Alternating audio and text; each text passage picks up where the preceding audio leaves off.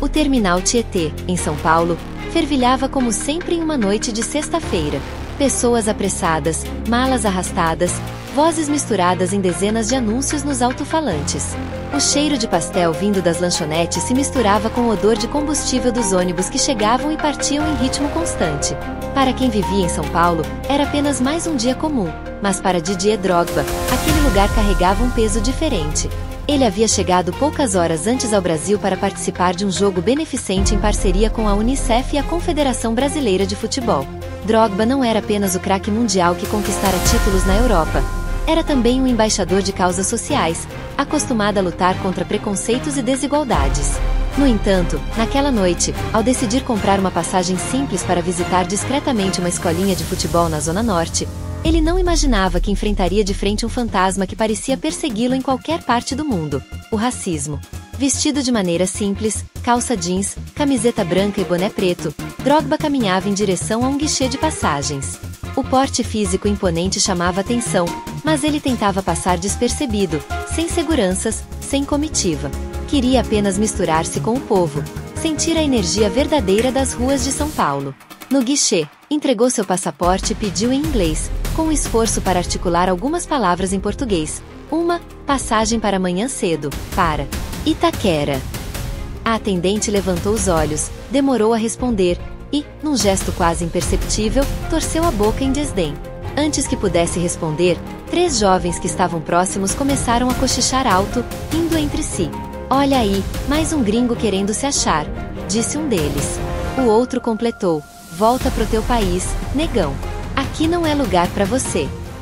Drogba fingiu não ouvir, tentando manter a calma, mas o tom de voz dos rapazes aumentava, e algumas pessoas ao redor, em vez de intervir, simplesmente se afastaram, criando aquele espaço de silêncio que só reforça a violência. A atendente, em vez de repreender os rapazes ou tratar Drogba com respeito, deslizou os documentos de volta pelo balcão com frieza. "Você tem CPF? Não dá sem CPF. Melhor pedir ajuda de alguém daqui", disse, sem o menor esforço para facilitar, mesmo sabendo que estrangeiros muitas vezes não tinham um documento. Drogba respirou fundo. Estava acostumado a esse tipo de situação, mas cada vez era como uma nova ferida. Ele estava prestes a se virar e ir embora quando uma voz firme cortou o ar. "Ei, o que está acontecendo aqui?" Roberto Carlos, vestido de maneira igualmente simples, calça de moletom, jaqueta esportiva e boné, se aproximava. Estava ali para pegar um ônibus que o levaria a uma reunião com organizadores do evento beneficente. Ao reconhecer Drogba, ficou surpreso, mas mais ainda com a cena que presenciava. Um dos maiores atacantes da história, ídolo respeitado em todo o mundo, sendo humilhado em um guichê de rodoviária. "Qual o problema?", perguntou Carlos diretamente à atendente, apoiando as mãos no balcão. Os jovens riram, mas sentiram a energia mudar. Muitos no local começaram a reconhecer aquele rosto: o lateral da seleção brasileira, campeão mundial, herói do Real Madrid. A atendente gaguejou: Não tem problema, senhor, é que ele não tem CPF, então não posso emitir a passagem." Carlos ergueu a sobrancelha, descrente. "CPF? Ele é visitante, está com passaporte. Vocês aceitam passaporte de estrangeiro, sim. Não inventa desculpa." Os rapazes voltaram a provocar. "Tá defendendo ele por quê? Esse povo vem aqui roubar nosso lugar." A frase soou alta, cortando o ar como uma lâmina. Carlos se virou de imediato para eles, sem medo. "Escuta aqui. Esse homem que vocês estão ofendendo é Didier Drogba. Sabe quem ele é? Um dos maiores atacantes que o futebol já viu, um cara que levou paz para o país dele quando havia guerra. Enquanto vocês ficam aí espalhando ódio, ele salva vidas. Respeito é o mínimo." O tom de voz de Carlos não era apenas de indignação, era de autoridade. Um dos rapazes tentou rir, mas o som saiu forçado. As pessoas ao redor já filmavam com celulares. Drogba, parado ao lado, olhava a cena com uma mistura de vergonha e surpresa. Ele não queria confusão, mas sentia a força da atitude de Carlos. "Vocês têm que aprender que o Brasil não é isso que estão fazendo. O Brasil que eu conheço, que eu amo, é diverso, é mistura, é calor humano. Não esse lixo de preconceito", continuou Carlos, olhando diretamente para os olhos dos agressores. A atendente, visivelmente desconfortável, chamou um supervisor, que rapidamente chegou ao balcão. Diante da pressão das câmeras e do peso do nome de Roberto Carlos, tratou de resolver. Senhor Drogba, desculpe pelo mal-entendido. Claro que podemos emitir sua passagem com passaporte. É só um procedimento padrão, não houve má intenção. Carlos retrucou, seco. Houve sim. Eu vi e todo mundo aqui viu. O supervisor abaixou a cabeça, cuidando de processar o bilhete. Enquanto isso, Carlos colocou a mão no ombro de Drogba. Você não está sozinho. Nem aqui, nem em lugar nenhum. A frase, dita em português, soou forte mesmo para quem não entendia todas as palavras. Drogba olhou nos olhos de Carlos, absorvendo aquela solidariedade inesperada.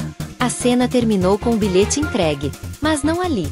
Alguém havia captado tudo em vídeo: os insultos, a postura covarde da atendente, a coragem de Carlos em enfrentar e exigir respeito. Em poucas horas, o vídeo estava no Twitter e no Instagram, viralizando com milhões de visualizações. Manchetes surgiam: Roberto Carlos defende Didier Drogba de ataque racista em São Paulo. Comentários se espalhavam, alguns de revolta contra os agressores, outros exaltando a postura de Carlos. No quarto do hotel, Drogba viu o vídeo pela primeira vez. Estava calado, apenas encarando a tela do celular. A cada comentário que lia, sentia o peso do passado ressurgir.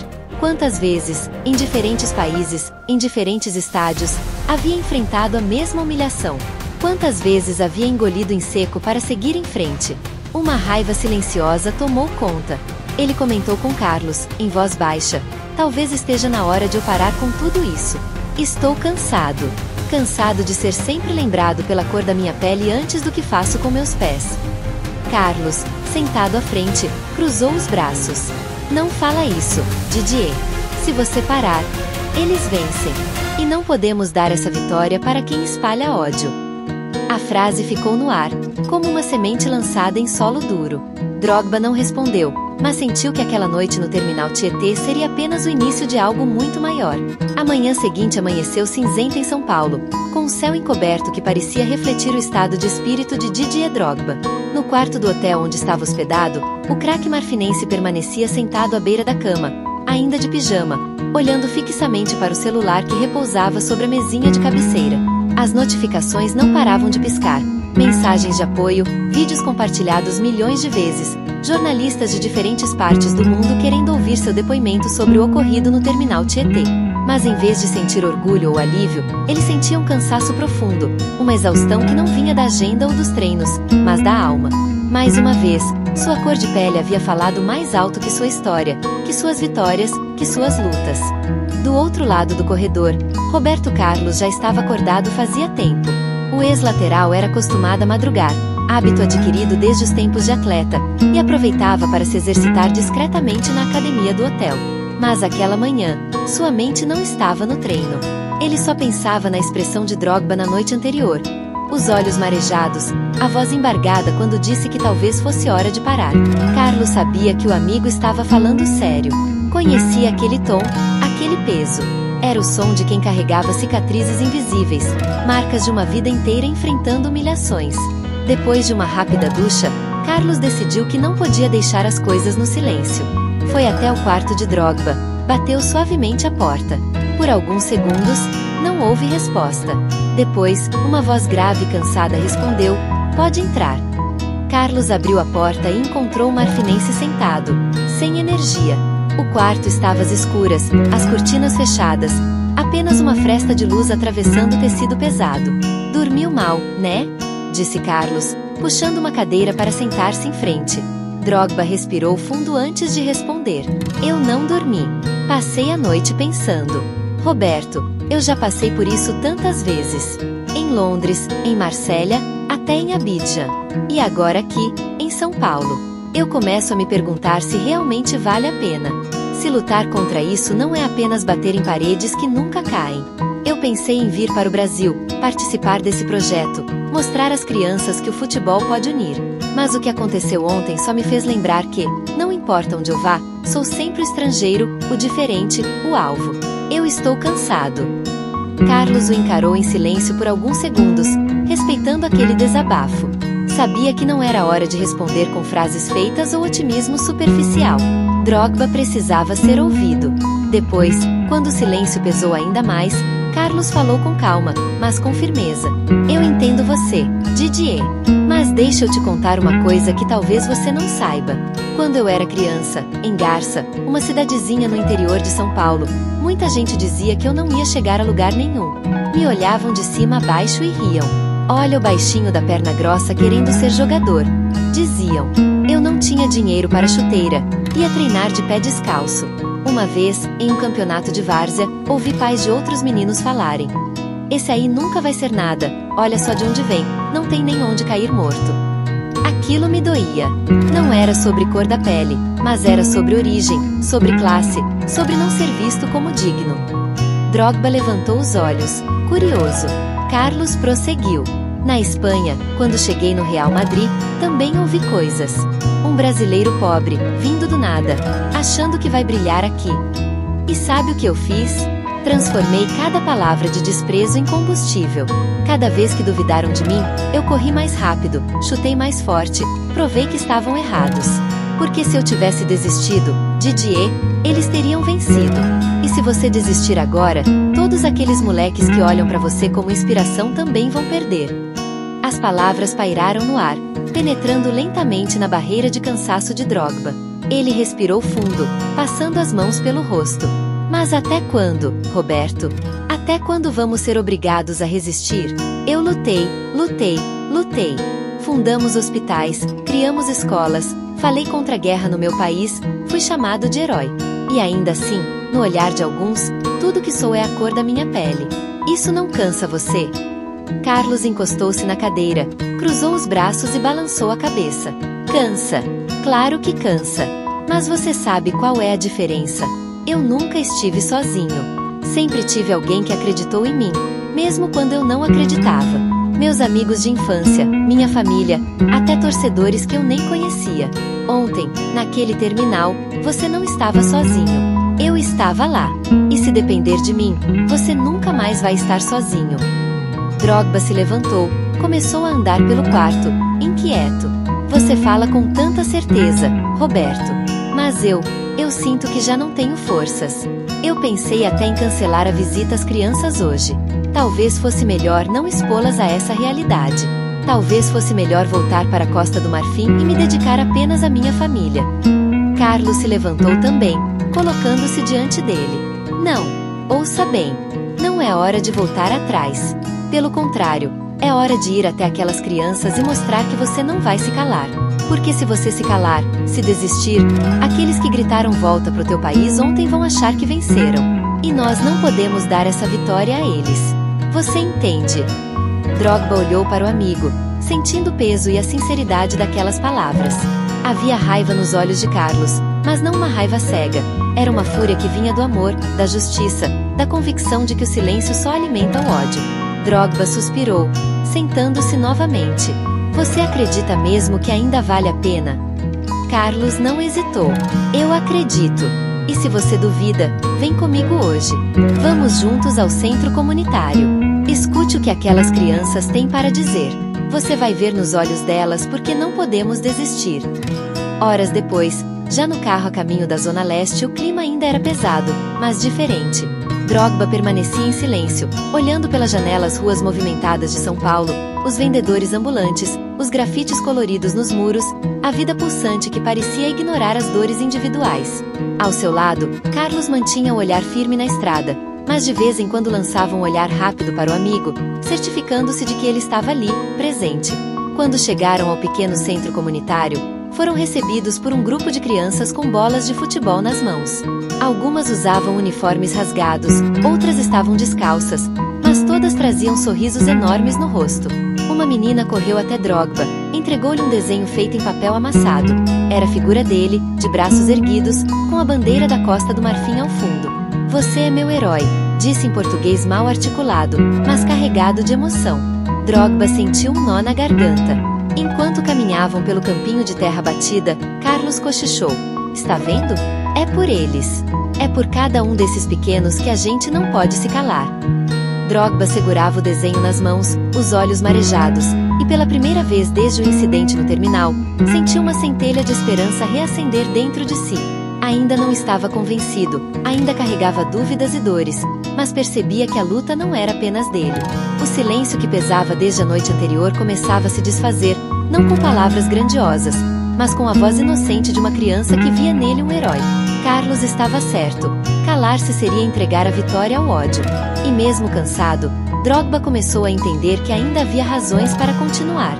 O sol de São Paulo já passava do meio-dia quando Roberto Carlos e Didier Drogba chegaram àquele espaço esquecido na periferia da cidade. O lugar era um antigo campo de várzea, cercado por alambrados enferrujados e travessa em redes. O gramado havia desaparecido há anos, substituído por terra batida dura, marcada por poças secas e buracos abertos pela chuva. Ao redor, casa simples de tijolo aparente, algumas crianças observando pelas janelas, curiosas com a movimentação. Naquele dia, dezenas de voluntários se reuniam para dar início ao projeto que Carlos havia sonhado: transformar aquele pedaço de abandono no que ele batizou de Campo da Esperança. Drogba desceu do carro em silêncio, respirando fundo. O calor era intenso, o ar carregado de poeira. Por alguns segundos, hesitou. Ainda ecoavam em sua cabeça as vozes do terminal: volta pro teu país. Lembrou-se do olhar frio da atendente e da humilhação que quase o fez desistir. Mas logo sua atenção foi capturada pelas crianças que corriam em direção a eles, algumas descalças, outras com chuteiras gastas, todas com olhos brilhando. É o Drogba! Gritou um menino, como se estivesse diante de um super-herói. Aquela recepção o desarmou. Roberto Carlos colocou a mão no ombro do amigo e sorriu. Eu disse que você precisava ouvir a voz deles. Aqui está a sua resposta. Drogba respirou fundo, acenou para os pequenos e foi imediatamente cercado. Um garoto magro, com a camisa do Chelsea toda rasgada, perguntou: é verdade que você fez gol na final da Champions? Drogba riu. É verdade, sim. Mas o mais importante não é o gol que eu fiz lá. É o gol que a gente vai fazer aqui, juntos. Os voluntários começaram a trabalhar. Alguns pintavam os muros com cores vivas, outros instalavam novas través trazidas por patrocinadores locais, enquanto pedreiros erguiam um pequeno vestiário improvisado. Drogba e Carlos não ficaram apenas observando. Pegaram pincéis, ajudaram a pintar, posaram para fotos com as crianças, conversaram com mães e pais que assistiam à transformação. A cada sorriso que via, Drogba sentia um peso ser retirado de seus ombros. Talvez ainda houvesse esperança. Mas nem todos estavam felizes com aquele movimento. Do outro lado da rua, um pequeno grupo começou a se aglomerar. Eram homens e mulheres que traziam bandeiras improvisadas e cartazes com dizeres hostis.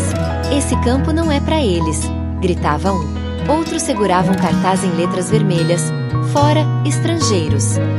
Drogba congelou por um instante. As palavras pareciam facas.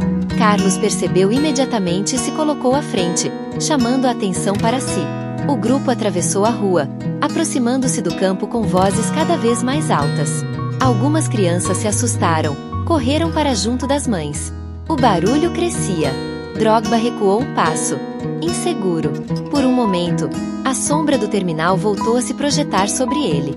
Era como se o mundo insistisse em lembrá-lo de que nunca seria aceito. Talvez seja melhor eu ir embora, murmurou, quase para si mesmo.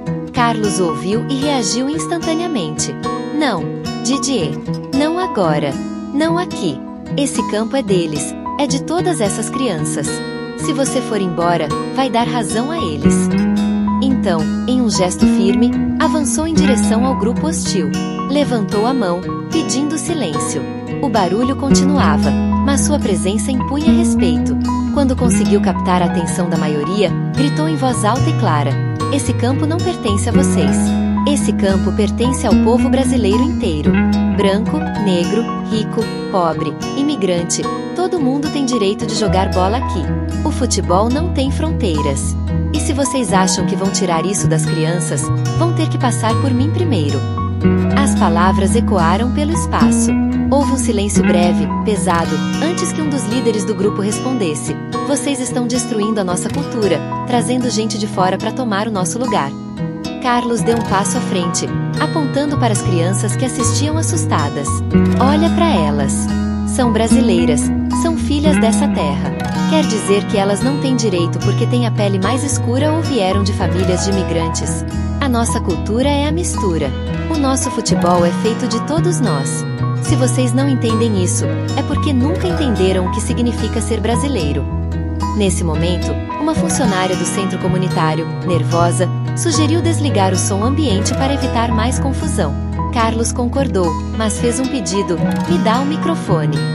Pegou o equipamento, olhou para a plateia de crianças e pais e disse: não sou eu quem precisa falar, são vocês.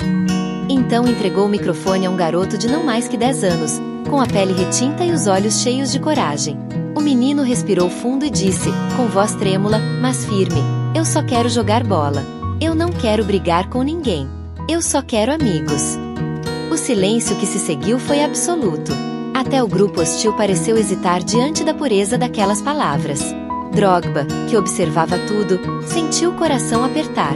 Caminhou até o menino, colocou a mão em seu ombro e pegou o microfone. Eu já fiz muitos gols na vida. Gols que decidiram campeonatos, que mudaram histórias. Mas o gol mais importante da minha vida não é contra nenhum time. É contra o medo. Hoje, aqui, a gente marca um gol contra o medo. O público explodiu em aplausos. As crianças começaram a correr pelo campo, chutando bolas improvisadas, rindo, derrubando o clima pesado que antes dominava. O grupo hostil, sem força diante daquela onda de alegria, recuou lentamente até desaparecer pela esquina. Roberto Carlos sorriu, aliviado. Aproximou-se de Drogba e disse, quase em sussurro: você encontrou sua resposta, amigo. É por isso que a gente não pode desistir. Drogba olhou ao redor, vendo as crianças se misturarem, sem distinção de cor ou origem, apenas correndo atrás da bola. Pela primeira vez em dias, sentiu-se leve. Talvez ainda houvesse esperança. Afinal, aquele campo, antes esquecido, agora pulsava de vida. E no coração de Drogba, uma chama se reacendia. A noite caiu lentamente sobre São Paulo. O campo da esperança ainda guardava o calor do dia, iluminado por refletores improvisados que voluntários haviam conseguido instalar. As crianças continuavam a correr atrás da bola, como se a energia delas fosse inesgotável. Cada chute, cada risada, cada comemoração era um grito de vitória contra o medo e o preconceito que, horas antes, tentará se impor naquele mesmo lugar. Roberto Carlos observava a beira do campo, encostado em um pedaço de muro pintado de azul e verde. Seu rosto cansado, mas sereno, refletia o alívio de quem sabia que havia cumprido uma missão. Ao seu lado, Didier Drogba permanecia em silêncio, o olhar fixo nas crianças. Ele não sorria amplamente, mas nos cantos dos lábios havia uma expressão suave, quase imperceptível, de quem começava a se reconciliar com o mundo. Você está mais calmo, não é? Perguntou Carlos, quebrando o silêncio. Drogba assentiu devagar. Eu nunca pensei que iria encontrar paz em um lugar como este. Hoje, quando aquele menino pegou o microfone e disse que só queria jogar bola, parecia que ele estava falando por mim também. Carlos sorriu. É disso que eu falo. O futebol não é só sobre títulos, Didier. É sobre dar voz a quem nunca teve. Sobre transformar dor em esperança. Nesse momento, uma senhora de cabelos grisalhos, usando um vestido simples e sandálias gastas, aproximou-se com cuidado. Nas mãos, uma bandeja improvisada com copos de suco e alguns pedaços de bolo. Vocês devem estar com fome, disse, tímida. Carlos aceitou um pedaço e agradeceu. Drogba também pegou um copo, e a senhora, emocionada, tocou a mão dele. Meu filho, obrigada por não desistir. O que vocês fizeram hoje vai ficar para sempre na memória dessas crianças. Drogba, sem palavras, apenas abaixou a cabeça em sinal de respeito. Enquanto isso, no outro canto do campo, um jovem com uma câmera antiga filmava cada detalhe.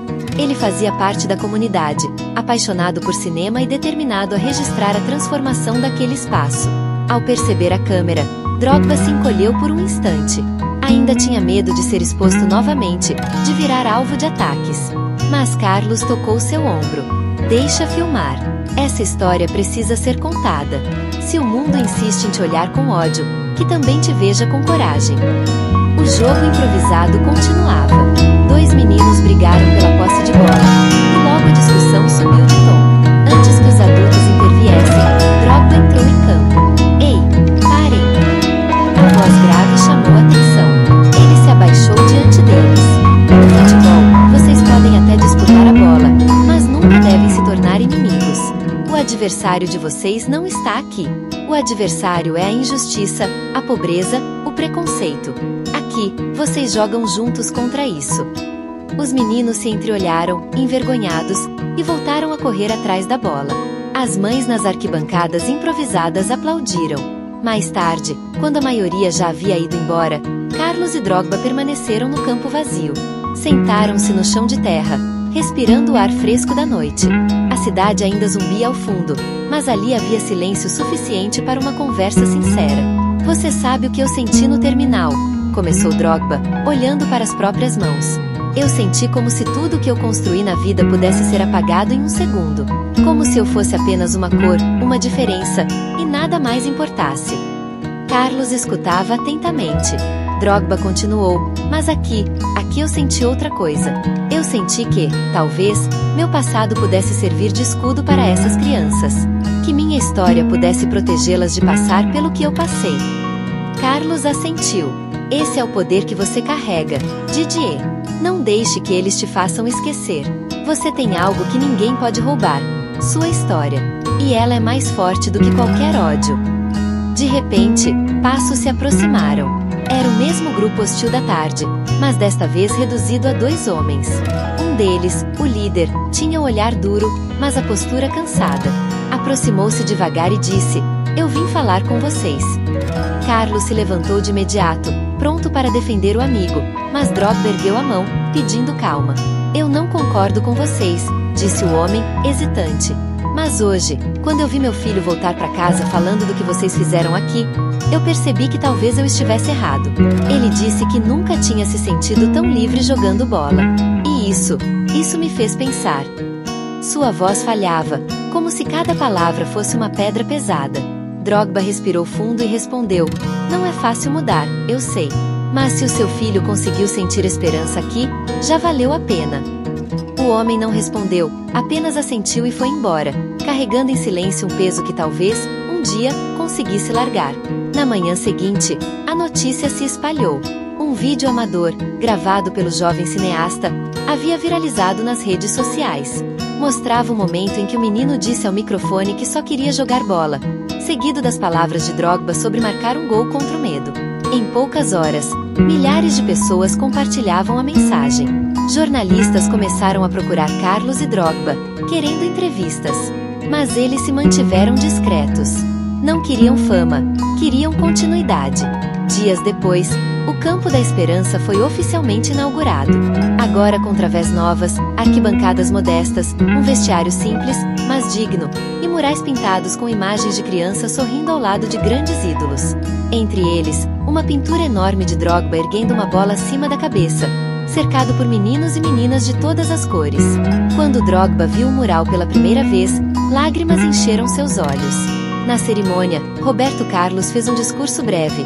Este campo é mais do que futebol. É um símbolo de resistência, de união, de amor. Que aqui nunca falte espaço para o sonho de cada criança. Em seguida, entregou o microfone a Drogba. O marfinense respirou fundo, olhou para a multidão e começou: Eu não sou brasileiro. Eu não nasci nesta terra. Mas hoje eu sinto que pertenço a ela. Porque aqui eu vi algo que o ódio não consegue apagar. A força de uma comunidade unida. Não importa de onde você vem, não importa a cor da sua pele. O que importa é o que você constrói com seu coração. O futebol me deu muito, mas o maior presente que ele me deu foi a chance de estar aqui, com vocês. Aplausos tomaram conta do campo. As crianças gritavam o nome dele, e Drogba, emocionado, ergueu as mãos, como quem agradece. Ao seu lado, Carlos sorriu, satisfeito. Sabia que o amigo havia encontrado sua voz. Nos dias seguintes, o Campo da Esperança se tornou ponto de encontro de jovens da região. Projetos sociais surgiram, times de várzea ganharam nova vida, voluntários ofereceram aulas de reforço escolar e atividades culturais. O espaço, antes esquecido, agora pulsava como o coração da comunidade. E sempre que alguém perguntava quem havia tornado aquilo possível, a resposta era simples: foi o poder do futebol. Foi a coragem de não desistir. Numa tarde silenciosa, semanas depois, Drogba caminhava sozinho pelo campo. O sol se punha, tingindo o céu de laranja e rosa. Ele se lembrava de cada detalhe: o terminal, as ofensas, o medo. Mas agora, ao olhar para as través reluzindo sob a luz do entardecer, sentiu-se vitorioso. Aquele gol contra o medo havia sido marcado. E, mais do que isso, ele havia aprendido que a luta não era apenas dele, mas de todos. De repente, uma bola rolou em sua direção. Um menino correu atrás dela e parou diante dele, ofegante. Senhor Drogba, posso te pedir uma coisa? Drogba sorriu. Claro, o que você quer? O menino respondeu com simplicidade. Me ensina a bater pênalti igual você. Drogba riu, abaixou-se, posicionou a bola e começou a ensinar. O menino chutou, a bola entrou no canto da trave, e ele saiu comemorando como se tivesse vencido uma final de Champions. Drogba assistiu, emocionado. Foi então que percebeu, o maior título que poderia conquistar não estava em medalhas ou troféus. Estava ali, no sorriso de uma criança que acreditava novamente no futuro. Ao deixar o campo, naquela noite, Roberto Carlos caminhava ao lado do amigo. O silêncio entre eles era confortável, cheio de significado. Finalmente, Drogba disse, você tinha razão. O ódio pode ser barulhento, mas a esperança é mais forte. E é ela que vai vencer. Carlos sorriu e respondeu, mais forte que o ódio. Sempre. Enquanto as luzes da cidade se acendiam ao longe, os dois seguiram juntos, certos de que a luta estava apenas começando. Mas já haviam deixado uma marca que ninguém poderia apagar. A prova viva de que o futebol pode, sim, mudar o mundo.